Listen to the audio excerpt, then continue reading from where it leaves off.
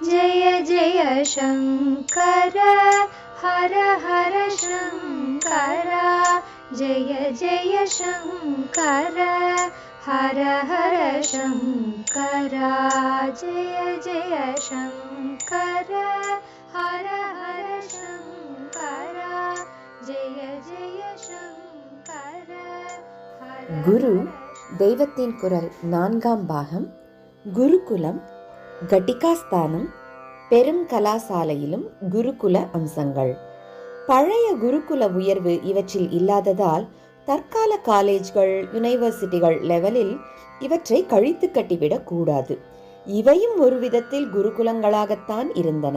அதாவது இவற்றின் மாணாக்கர்களும் அகத்தில் இருந்து கொண்டு தினந்தோறும் வித்யாசாலைக்கு போனவர்கள் இல்லை, அந்த கலாசாலைகளிலேயே தங்கியிருந்து படித்தவர்கள்தான். இப்படி சொன்னால் இந்நாள் ஹாஸ்டல் மாதிரி என்று நினைத்துவிடக் கூடாது. ஹாஸ்டலில் ஏகப்பட்ட பசங்களுக்கு ஒரு வார்டன் தான். அங்கே வாத்தியார்களுக்கு வாசம் இல்லை. நான் சொல்லும் வித்யாஸ்தானங்களில் இப்படி இல்லை.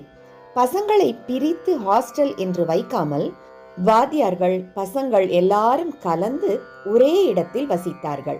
இதனால் ஏகப்பட்ட பேரை மேற்பார்வை செய்து கட்டுப்படுத்தி நடத்த ஒரே வார்டன் என்பது போல் இல்லாமல் கட்டுப்பாடு செய்ய நிறைய வாத்தியார்கள் கூடவே வசித்தார்கள். இதில் குறிப்பாக அந்தந்த சப்ஜெக்ட், அந்தந்த கிளாஸ் மாணவர்களுக்கு அவர்களுக்கான வாத்தியார் யாரோ அவரே வார்டன் ஸ்தானத்தில் இருந்திருக்க வேண்டும்.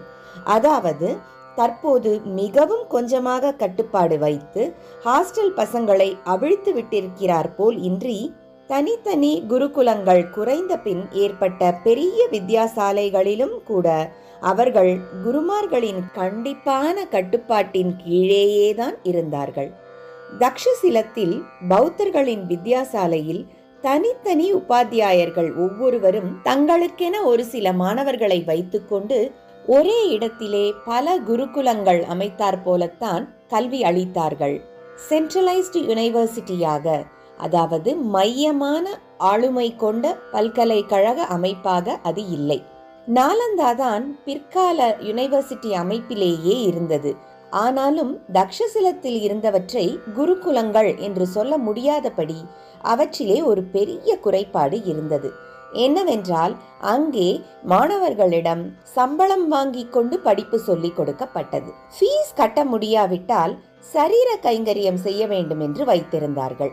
சாக்ஷாத் கிருஷ்ணனாக இருந்தாலும் கூட சரீர கைங்கரியம் தான் பண்ண வேண்டும் என்றும், படிப்பு முழுதும் முடிந்து சிஷ்யன் தானாக தட்சிணை தருகிற வரையில் ஃபீஸை பற்றிய பேச்சே கூடாது என்றும் வைத்திருந்த குருகுலங்களோடு இதை எப்படி சேர்ப்பது? பாடம் சொல்லி தந்தவர்களோ பிக்ஷுக்கள். அவர்களுக்கு வேண்டியதை செய்ய வசதி வாய்ந்த புத்த விகாரமும் அங்கே இருந்தது. அப்படி இருந்தும் சம்பளம் வாங்குகிற வழக்கத்தையும் வைத்துக் கொண்டிருக்கிறார்கள். ஆனாலும் மாணவர்களை தனித்தனியாக கவனித்து, அதாவது இண்டிவிஜுவல் அட்டென்ஷன் கொடுத்து அபிவிருத்தி செய்ய வேண்டும் என்பதால் ஒவ்வொரு வாத்தியார் பொறுப்பில் இத்தனை பசங்கள் என்று பிரித்திருந்தது பாராட்டப்பட வேண்டியதுதானே. நூற்றுக்கணக்கான மாணவர்கள் படித்த வைதிகமான வித்யாசாலைகளில் அவர்கள் பிக்ஷாச்சரியம் செய்திருப்பதற்கில்லை. நேராக வேத உபனிஷத்துகள் படித்தவர்களை மட்டும் பிக்ஷாச்சரியத்துக்கு விட்டிருக்கலாம்.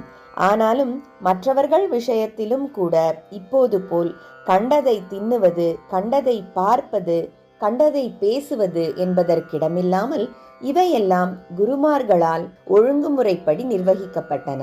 எல்லாவற்றுக்கும் மேலாக இப்போது கல்வி சாலைகளில் எதை அடியோடு சம்பந்தமே இல்லாத விஷயம் என்று ஒதுக்கி வைத்து விட்டார்களோ, ஆனால் அந்த எதற்குத்தான் ஆதிகால குருகுலத்தில் முதல் முக்கியத்துவம் தந்தார்களோ அது இந்த கலாசாலைகளிலும் நன்றாக அமலாயின. அதாவது மாணவர்கள் தங்களுக்குரிய சமயானுஷ்டானங்களை கொஞ்சமும் விடாமல் செய்யும்படி இவற்றில் செய்தார்கள். இதுதான் நம் பெரிய நாகரிகம் எப்போதும் ஜீவசக்தியுடன் இருக்கும்படியாக அதற்கு உயிரூட்டி கொண்டிருந்த அம்சம். அக்கால இலக்கியம், சரித்திரம், சாசனங்கள் முதலியவற்றை பார்க்கும்போது இந்த வித்யாசாலைகளின் ஆசிரியர்கள், மாணவர்கள் ஆகிய இரு சாராரின் தரமும் ரொம்பவும் உயர்வாக இருந்திருக்கின்றன என்று தெரிகிறது. பழைய ரிஷிகளின் ஆசிரமத்துக்கு சமதையா இல்லாவிட்டாலும் இந்த வித்யாசாலைகளிலும் உயர்ந்த குரு சிஷ்ய பண்புகள் விளங்கி வந்தன என்று தெரிகிறது. நல்ல அறிவாளிகளாகவும் சீலம் உள்ளவர்களாகவும் உள்ள ஆசிரியர்கள் இவற்றில் இருந்து கொண்டு நிஜமாக வித்தியையில் ஆர்வமும் அறிவும் அடக்கமும் கட்டுப்பாடும் ஆச்சாரிய பக்தியும் உள்ள மாணவர்களுக்கு போதித்திருக்கிறார்கள் என்று தெரிகிறது. ஒவ்வொரு சாஸ்திரம் அல்லது ஒவ்வொரு கலையில் சிறப்பான ஞானம் பெற்றவர்கள் தேசத்தின் ஏதோ ஒரு பகுதியில் நிறைய இருக்கிறார்கள் என்றால் 1000 2000 மைலுக்கு அப்பால் இருக்கிற வித்தியார்த்திகள் கூட இந்நாளை போல ரயிலும் பிளேனும் தபாலும் இல்லாத அந்த நாளிலேயே வீட்டை வாசலை விட்டு பந்து மித்திரர்களை விட்டு தொலைதூரத்தில் உள்ள அந்த வித்யாசாலைகளுக்கு போய் படித்திருக்கிறார்கள். 1-2 திருஷ்டாந்தகம் அப்புறம் சொல்கிறேன். காஞ்சியின் கல்வி பெருமை.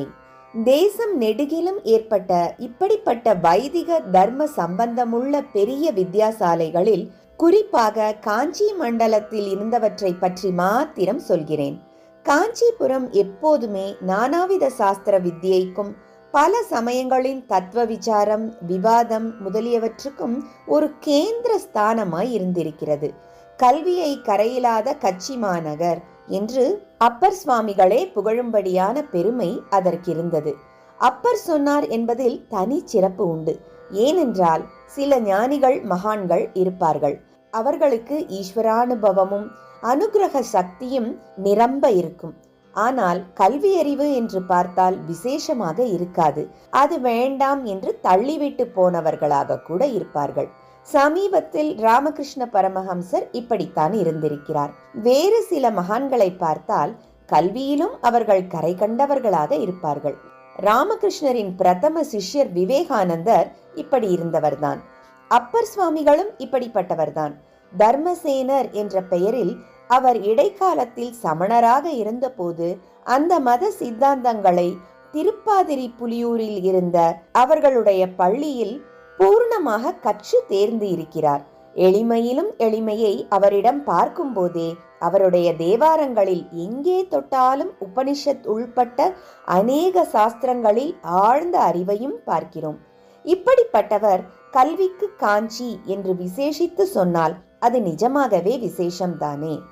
காஞ்சிபுரம் சர்வஜ்ஞ பீடம் இருந்த ஊர். சகல சாஸ்திர பண்டிதர்களும் கேள்விகள் கேட்டு அத்தனைக்கும் பதில் சொல்கிறவர் மட்டுமே ஏறி உட்காரக்கூடிய பீடத்துக்குத்தான் சர்வஜ்ஞ பீடம் என்று பெயர். அந்த பீடத்துக்கு 4 வாசல் இருக்கும். எத்தனையோ படி இருக்கும். ஒவ்வொரு படியிலும் ஒரு பிரதிமை இருக்கும். அந்த பொம்மைகள் கூட கேள்வி கேட்கும். இதுக்கு பதில் சொன்னால்தான் அடுத்தபடி ஏறலாம் என்று சொல்லும் என்றெல்லாம் படிக்கிறோம். அதெல்லாம் எப்படி போனாலும் மகா பண்டிதர்களாக இருந்தவர்கள் பல சாஸ்திர விஷயமாகவும் கேள்வி கேட்டு பதில் சொல்லக்கூடியவர்தான் சர்வஜ்ஞ பீடம் ஏற முடியும் என்பது நிச்சயம். இப்படி நம்முடைய ஆச்சாரியால் காஞ்சிபுரத்தில் சர்வஜ்ஞ பீடாரோகணம் செய்திருக்கிறார். ஹிந்து மதம் மட்டும் இல்லாமல் பௌத்தம் சமணம் ஆகியனவும் அவற்றின் பெரிய அறிஞர்களும் காஞ்சிபுரத்தில் பிரகாசமாய் இருந்திருப்பது சரித்திரபூர்வமாக தெரிகிற உண்மை. திங்நாகர் தர்மபாலர் முதலான பௌத்த அறிஞர்கள் காஞ்சிபுரத்தை சேர்ந்தவர்கள்தான். மணிமேகலை அரவணவடிகள் என்பவரிடம் பௌத்த மத தீட்சை பெற்றது இங்கேதான். திருப்பருத்தி குன்றம் என்ற காஞ்சிபுரத்தின் பகுதி பெரிய சமண கேந்திரமாய் இருந்திருக்கிறது. சமய நூல் தத்துவ ஆராய்ச்சி என்று போகாமல் ஒரு விதமான வேத சம்மதமில்லாத ஆவேச வழிபாட்டு முறைகள் மட்டுமே ஆன காபாலிகம் காளாமுகம் முதலான உக்ர மார்க்கங்களும் கூட காஞ்சி மண்டலத்தில் வேரூன்ற பார்த்திருக்கின்றன. அஷ்ட காளிகளை ஆச்சாரியால் இங்கே அடக்கி போட்டு அம்பாள் காமாட்சிக்கு முன்னால் ஸ்ரீசக்கரம் பிரதிஷ்டை செய்திருக்கிறார். ஆனால் கல்வியை குறித்த நம் சப்ஜெக்டுக்கு அது சம்பந்தமில்லாத விஷயம். இந்து சமயத்திலேயே உள்ள பல சித்தாந்திகளும் பௌத்தம் சமணம் போன்ற புற சமய அறிவாளிகளும் ஏராளமாக நிறைந்திருந்து வாதப்போர்கள் நடத்திய இடமாக காஞ்சி இருந்ததுதான் நான் சொல்ல வந்தது. இதை பற்றி நிறைய சொல்லலாம். ஆனாலும் இப்போது அந்த கதை வேண்டாம். ஏனென்றால் புதுசாக நான் கண்டுபிடித்திருக்கிற கதையை சொல்ல வேண்டும். ஜெய ஜெய சங்கர, ஹரஹர சங்கர, மகா பெரியவா சரணம். ஜெய ஜெய சங்கர, ஹர ஹர शङ्करा जय जय शङ्कर हर हर शङ्करा जय जय शङ्कर हर हर शङ्कर